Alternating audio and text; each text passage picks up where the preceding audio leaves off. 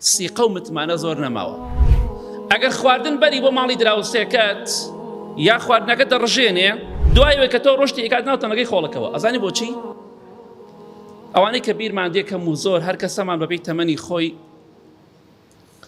ئەگەر کەسێک لە ئێمە نانی نەبوایە دایکمان دەمانی نار بە ماڵی دراوسەیەکمان بڕۆ چەند نانێک بێنە، نانمان نییە. دراوسێکەشمان بە هەمان شێوە چێشتمان بۆ یەکتری دەنارد. دراوسێ چێشتی ئەنار بۆ دراوسەیە ڕێز و حرمەت و خۆشەویستی هەبوو. تۆش بە هەمان شێوە. ئەمە لەوانەیە زۆرێکمان مناڵ بووینە کردومانە. نانمان لە ماڵ دراوسێ هێناوە، دراوسێ نانی لە ماڵمان هێناوە. خواردنمان بردووە بۆ ماڵی دراوسێ، دراوسێش بە هەمان شێوە.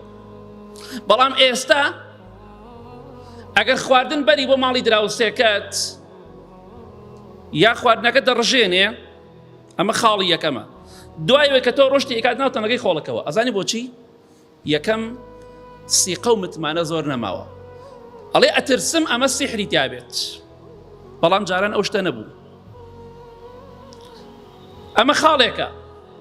جاری وایە کەسێک سەد لێ ماز بۆ کەسێ دەنێرێ وەڵڵا کەسەکە ناوێرێ بیخوا.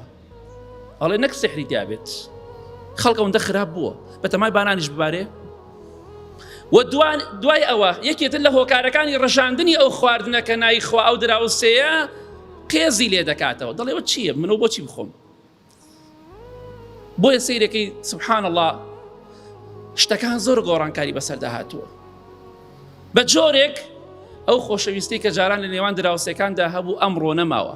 ئەمڕۆ ئەگەر خواردن بەری بۆ ماڵی دراوسەیەکت یا بچی داوای دووسێ نانی لێ بکە، لێ سوالکەرە چییە؟ یعنی سبحان الله بەم شێوە خەڵکاوە خراپ بوو.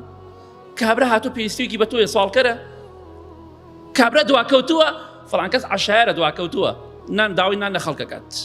بەڵام جاران ڕێز و حرمەت بوو، ئێستا بۆتە دواکەوتن و بۆتە سوالکەری. بۆیە با بە خۆماندا بچینەوە. ئێستا خەڵکی ناوی یەکتر نازانن، هەر دراوسێکی ناوی دراوسەکەی نازانێ، خواردن بردنی چی و نان بردنی چی و داواکردنی چی، هەر ناوی دراوسەکەی نازانێ. بەلاتانەوە غەریب نەبێ چەند ساڵێکی تریش قەزا و ناحەیەکانیش وەکو پارێزگاکانی لێ دێ. ئێستا تقریبا 140 گۆڕاوە، بەڵام هێشتا ماوێتی. هێشتا ماوێتی گۆڕانکاری تەواو بەشتا نەهاتووە.